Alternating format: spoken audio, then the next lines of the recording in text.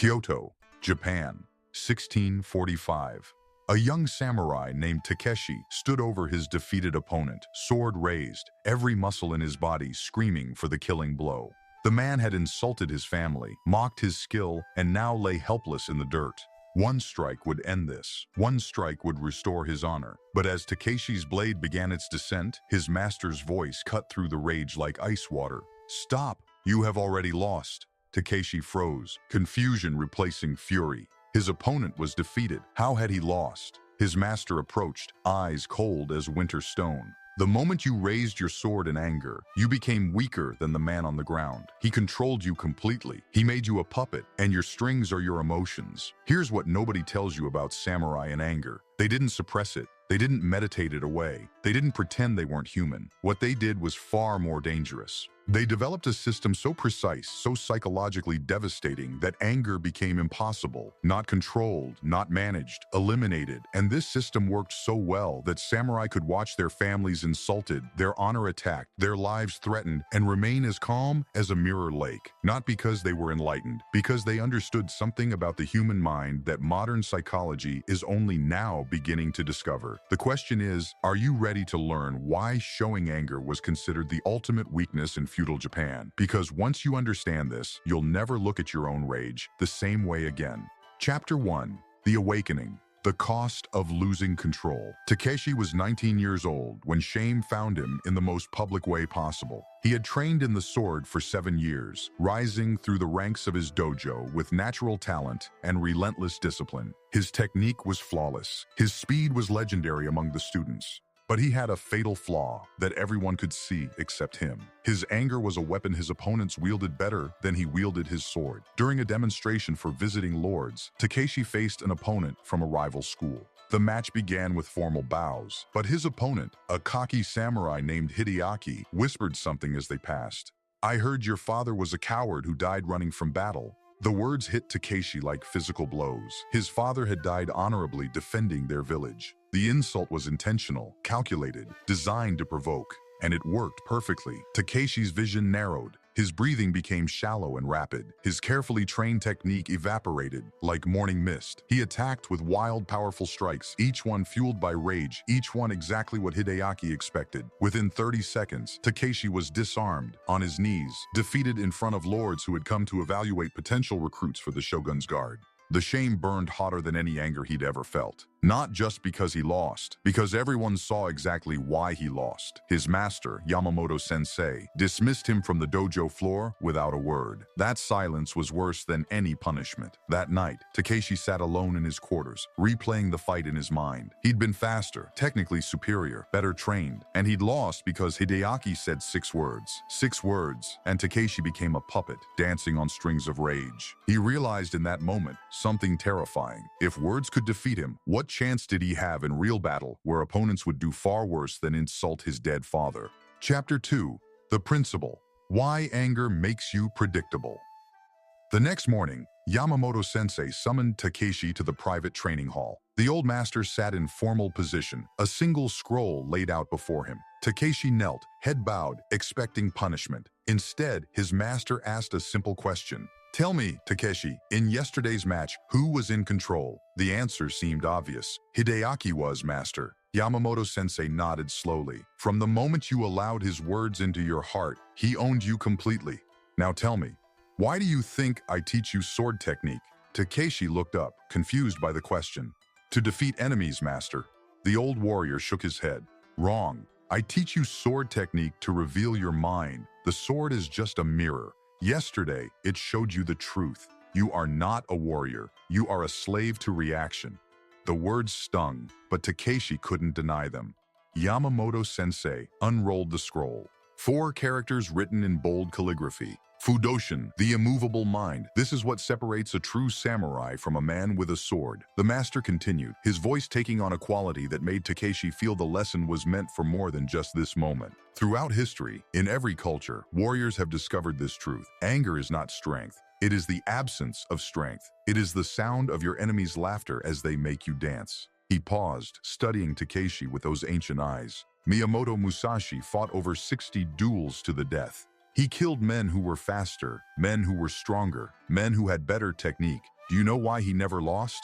Takeshi shook his head. Because he never got angry. Not once. Not ever. While his opponents raged, panicked, or froze with fear, Musashi remained calm as death itself. His mind was a still pond that reflected everything clearly. His opponents' minds were raging storms that saw nothing but their own chaos. Yamamoto-sensei leaned forward.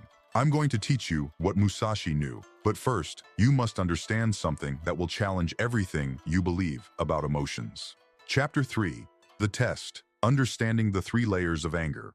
Anger has 3 layers, Yamamoto-sensei explained, drawing 3 circles in the sand of the training hall floor. Most people only see the first layer, the surface, the feeling, the fire in your chest when someone wrongs you. They think anger is this surface emotion. They try to control it, suppress it, breathe through it. This is why they fail, because they're fighting the wrong battle. He tapped the second circle. The second layer is deeper. It's the story you tell yourself about why you should be angry. He insulted my honor. He disrespected my family. He made me look weak. These stories feel true. They feel justified, and that's what makes them so dangerous. Because as long as you believe the story, the anger will return no matter how many times you calm yourself. Takeshi listened intently, recognizing his own patterns in the master's words. But the third layer, Yamamoto-sensei's voice dropped to almost a whisper. This is where samurai did their real training. The third layer is the core belief that makes anger possible. It's the belief that you are owed something. Respect, fairness, justice, honor. The belief that the world should be a certain way. And when it's not, you have a right to be angry about it. He looked directly at Takeshi. This is the layer Musashi destroyed in himself, not through meditation, not through breathing, through a practice so brutal that few had the courage to complete it. The master stood,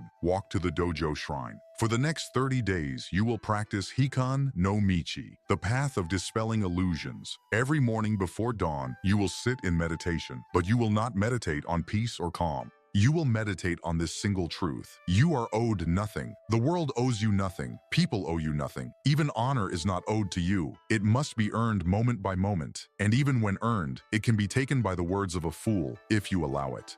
Chapter 4. The Breaking. Facing the Void of Entitlement. The first morning, Takeshi sat in the darkness before dawn, trying to meditate on the master's instruction. I am owed nothing.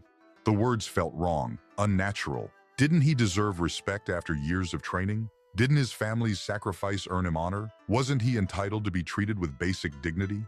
His mind rejected the practice immediately. This is wrong, he thought. A samurai must defend his honor, must demand respect, must stand up for what's right. But he continued because his master commanded it, day after day, sitting in that cold morning darkness, forcing himself to sit with the uncomfortable truth. I am owed nothing. By day 7, something shifted. He realized that every time he'd gotten angry, it was because he believed he was owed something different than what was happening. Respect, fairness, victory, recognition.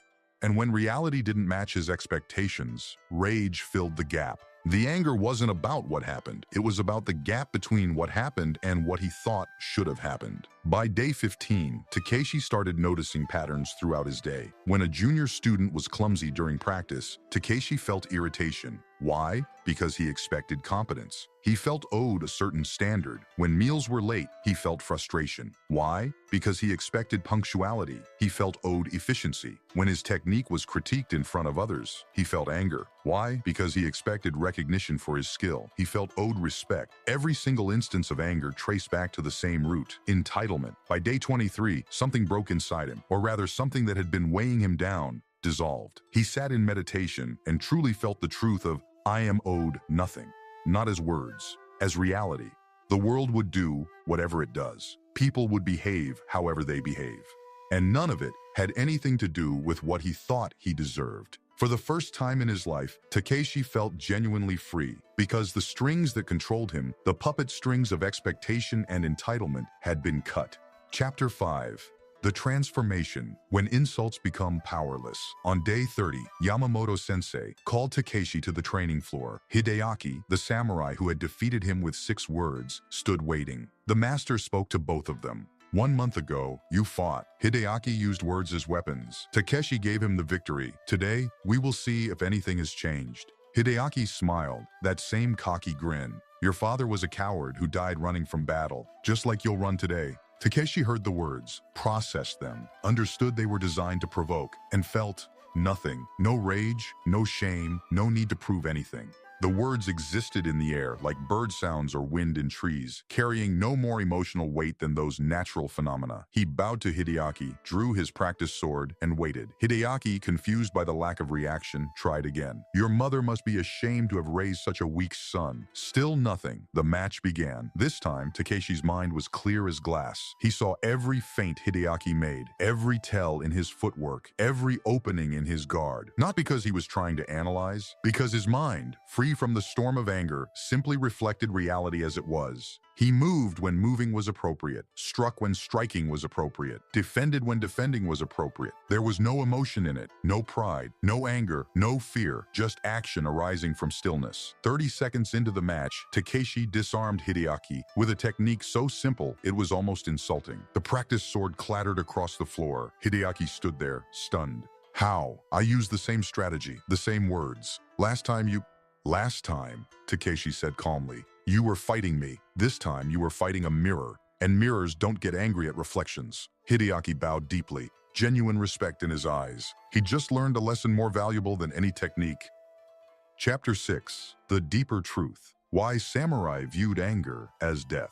That evening, Yamamoto-sensei revealed the deeper teaching. What you experience today, Takeshi, is what every true samurai must master. Not because anger is morally wrong, because in combat, anger equals death. He led Takeshi outside to watch the sunset. When you are angry, your vision narrows. Literally, your peripheral vision decreases. Your hearing becomes less acute. Your body tenses, reducing speed and flexibility. Your breathing becomes shallow, reducing oxygen to your brain. Your decision-making becomes impulsive and predictable. Every single system in your body moves toward survival mode, not strategic combat mode. The master continued, his voice carrying weight of experience. In a real sword fight, these changes last 3 to 5 seconds. That's how long it takes for you to die if your opponent is skilled. This is why samurai train to eliminate anger, not for moral purity, for survival. A samurai who could provoke your anger could kill you with certainty. You became predictable, readable, slow, weak. No matter how skilled your technique, anger destroyed every advantage. But there's something else, Yamamoto-sensei said, looking directly at Takeshi. Something the ancient warriors understood that goes beyond combat. When you master anger, you master fear. Because anger and fear are the same mechanism, just pointed in different directions. Fear says, run from this. Anger says, attack this. But both are reactions. Both are losing control. Both are being moved by external circumstances. He paused. And both can be eliminated using the same principle. By cutting the root of entitlement. By accepting reality as it is, not as you think it should be. Takeshi felt something profound settle in his chest. Master, is this why Musashi was undefeated? Because he couldn't be provoked? Yamamoto-sensei nodded. Musashi wrote, you must understand that there is more than one path to the top of the mountain. He was teaching that rigid expectations are weakness. When you can only accept one outcome, you become brittle, easy to break. But when you are owed nothing, expect nothing, and simply respond to what is, you become like water, formless, unbreakable, unavoidable. Chapter 7. The Application. How Samurai Trained the Immovable Mind. Understanding the principle is one thing, Yamamoto-sensei said. Embodying it requires specific practices that samurai use daily. These weren't mystical rituals. They were practical psychological techniques designed to rewire the mind. He gestured for Takeshi to sit. The first practice is kansha, gratitude for difficulty. Every time something goes wrong, every time someone disrespects you, every time circumstances oppose your will, you say internally, thank you for this training. This sounds too simple, Takeshi said. The master smiled. Simple is not easy. When Hideaki insulted your father, could you have genuinely thanked him for revealing your weakness? That's the practice, not fake gratitude. Real recognition that obstacles are teachers, insults are gifts. They show you exactly where your strings are, where you can still be controlled. A samurai who thanks his enemies for their attacks becomes immune to provocation. The second practice, Yamamoto-sensei continued, is mujoken.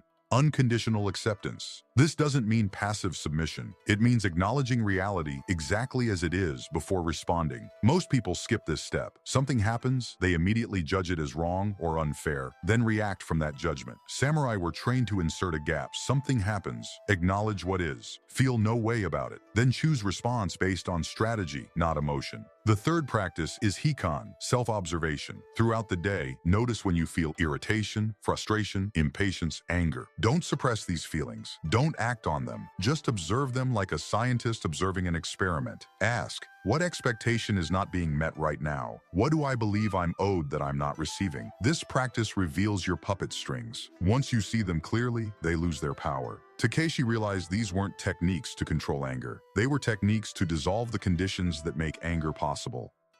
Chapter 8. The Modern Warrior. Applying Ancient Wisdom. Today, Yamamoto-sensei's voice took on a different quality, as if speaking through time itself. Takeshi, what you're learning isn't just for medieval Japan. Centuries from now, in times you cannot imagine, people will face the same demon you faced. The rage that destroys relationships, the irritation that poisons daily life, the frustration that makes them weak when they need to be strong. And they'll need this teaching just as much as you do now. In those future times, men won't face sword duels, but they'll face something more insidious: constant provocation, digital insults, traffic frustrations, workplace slights, relationship conflicts, 1,000 small cuts daily, each one testing whether they control their mind or their mind controls them. And most will fail this test. Most will be puppets, dancing on strings of reaction, wondering why their lives feel out of control. But some, the master's eyes seem to pierce through time. Some will find these teachings. They'll discover that samurai wisdom isn't locked in the past. It's a living practice. They'll join a lineage of warriors who chose the immovable mind over reactive chaos. And when they do, they'll transform not just their anger, but their entire existence. Because the man who cannot be provoked cannot be controlled, cannot be manipulated, cannot be broken by external circumstances. Takeshi felt the weight of this continuity. He wasn't just learning for himself. He was part of something eternal, a chain of warriors across all time who understood that true strength isn't physical, it's mental. And the strongest mind is the one that remains unmoved while everything around it tries to make it move. This wasn't just training. This was joining a brotherhood that transcended time itself. Chapter 9. The Confrontation. Testing the immovable mind. 6 months after beginning his training, Takeshi faced his greatest test. A ronin named Akira arrived at the dojo, challenging the master to a duel. Akira was known throughout the province as a man of brutal skill and no honor. He fought dirty, used psychological warfare, killed opponents who came expecting a fair match. Yamamoto-sensei, now in his 70s, chose Takeshi to represent the dojo instead. The night before the duel, Takeshi sat in meditation, not trying to calm himself, not preparing techniques, simply sitting with the reality that tomorrow he might die. And finding, to his surprise, that he felt no fear, not because he was certain of victory, because he was certain of nothing, and therefore couldn't be disappointed by any outcome. He was owed victory. He was owed survival. He was owed nothing. Whatever happened tomorrow would happen. He would respond with skill. That was all. The next morning, villagers gathered to watch. Akira arrived late, a psychological tactic to build tension. When he finally appeared, he was exactly as described. Scarred face, cold eyes. The aura of someone who had killed many times and enjoyed it. Before the formal bows, he spoke. "I'm going to kill you slowly. After I defeat you, I'll burn this dojo. Your master will watch everything he built turn to ash. Then I'll kill him too." Takeshi heard every word, understood the threat, recognized the attempt to provoke fear or rage, and felt like someone had thrown words at water. They passed through without resistance, without effect, without leaving any mark. He bowed formally, drew his sword, and waited. Akira, frustrated by the lack of reaction, attacked immediately, breaking protocol, going straight for a killing strike. But Takeshi's mind was clear. He saw the attack coming, as if Akira was moving through honey. Chapter 10. The Victory.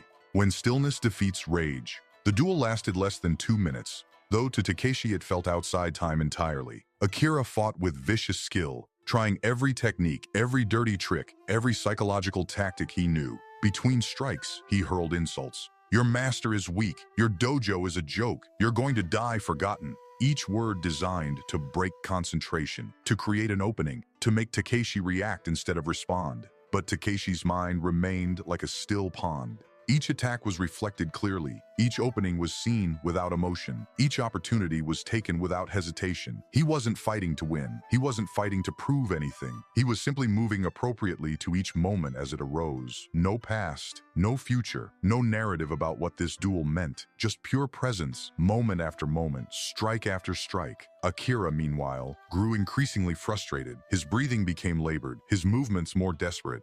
His anger at Takeshi's calmness made him sloppy, predictable, weak. The very rage Akira tried to provoke in Takeshi consumed Akira himself. In the final exchange, Akira overcommitted to a powerful strike, leaving himself open. Takeshi moved without thinking, his body executing a technique his mind didn't consciously choose. Akira's sword flew from his hand. He stood there, disarmed, defeated, alive only because Takeshi chose not to kill him. The villagers erupted in celebration, but Takeshi felt nothing. No pride in victory, no relief at survival, no satisfaction at defeating a feared opponent. He'd simply done what the moment required.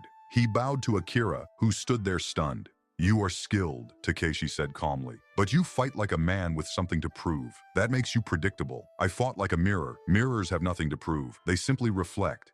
Akira bowed deeply, the bow of a student to a master. In being defeated, he'd learned something more valuable than winning. Chapter 11. The Legacy: Why This Teaching Lives. On years later, Takeshi became a master himself. Students came seeking to learn the sword, but he taught them the mind. One young student, frustrated and angry like Takeshi had once been, asked the same question Takeshi had asked. "Master, why do you teach us about anger when we came to learn fighting?" Takeshi smiled, remembering his own master's words. "Because anger is the enemy you'll face most often, not other samurai. Your own reactive mind. In the age you'll live in," Takeshi told his students, though he was speaking to times beyond his own, "you won't face sword duels, but you'll face something more dangerous. Constant provocation, people trying to make you react, systems designed to exploit your emotions, technology that profits from your rage. If you don't master the immovable mind, you'll spend your entire life as a puppet, dancing on strings you can't even see, wondering why you're always exhausted, always frustrated, always controlled by forces outside yourself. But if you learn what the samurai knew," his voice carried the same quality his masters once had, reaching through time, "you'll become truly dangerous. Not because you're violent, because you're unshakable. The man who cannot be provoked cannot be controlled, cannot be manipulated, cannot be broken. That's real power. Not the power to hurt others, the power to remain yourself no matter what others do." This teaching lives on, Takeshi continued, looking at each student but speaking beyond them. Not as history locked in dusty scrolls, as practice, as training, as a choice you make every moment. Will you be moved by circumstances, or will you be the immovable center around which circumstances flow? This is the question every warrior must answer, and the answer determines everything. The students bowed, feeling they'd been given something precious. Not techniques, not traditions, but a key to freedom itself. The samurai didn't view anger as a moral failing. They viewed it as a tactical weakness, a vulnerability to be exploited, a string that made you a puppet for anyone who knew how to pull it. This is why the greatest warriors weren't the angriest. They were the calmest, not suppressing rage, not controlling emotions, but eliminating the conditions that make anger possible by dissolving entitlement at its root. Modern psychology confirms what samurai knew. Anger narrows perception, reduces cognitive flexibility, impairs decision-making, creates predictable behavioral patterns, makes you easy to manipulate. Every system in your body moves away from optimal performance when anger activates. The samurai understanding wasn't mystical. It was brutally practical. Anger makes you weak. Stillness makes you strong. Not complicated, just true. But here's what makes this teaching profound. When you eliminate anger through the practices samurai used, you don't just become calmer. You become free. Free from manipulation. Free from being controlled by other people's words and actions. Free from the exhausting burden of constantly reacting to circumstances. Free to respond strategically rather than emotionally. This freedom is what Yamamoto-sensei meant by the immovable mind. Not a mind that doesn't feel. A mind that cannot be moved from its chosen path by external provocation. If you made it this far, you're part of a lineage now. Warriors across all time who chose mastery over reaction. Who understood that showing anger isn't strength. It's advertising your weakness to anyone watching. The samurai who never showed anger weren't repressing anything. They had dissolved the root conditions that make anger possible. And that made them not just better fighters, It made them truly free. This is the hidden philosophy revealed, not a technique, a transformation, not controlling anger, eliminating it, not through force, through understanding. Everything you've learned here isn't theory. It's practice. The samurai way wasn't intellectual understanding. It was daily discipline. If this resonates with you, if you recognize the puppet strings controlling your own reactions, here's what you do starting today. First, begin the 30-day practice. Every morning, sit for 10 minutes meditating on one truth. I am owed nothing. Not as philosophy, as reality. Let this truth dissolve your entitlements one by one. Second, practice kansha throughout your day. Every provocation, every frustration, every moment someone tries to make you react, say internally, "Thank you for showing me where I can still be controlled." Mean it. These moments aren't obstacles. They're training. They're gifts. They reveal exactly where your strings are so you can cut them. The samurai thanked their enemies for their attacks. You can thank life for its provocations. Third, implement mujoken before responding to anything. Something happens that would normally make you angry. Pause. Acknowledge reality exactly as it is. Feel no way about it yet. Then choose your response strategically, not emotionally. This gap between stimulus and response is where freedom lives. This is where warriors are made, not in the reaction, in the pause before reaction, in the space where you remain still while everything tries to move you. This training continues, not as ancient history, but as living practice. The warrior discipline of the immovable mind is practiced today by those who refuse to be puppets, who choose presence over reaction, strategic response over emotional explosion. If you're on this path, if you recognize yourself in these teachings, you're not alone. You walk with warriors across all time who made the same choice, to master the mind, to cut the puppet strings, to become truly free. The dojo is always open. The practice is eternal. The only question is, will you begin?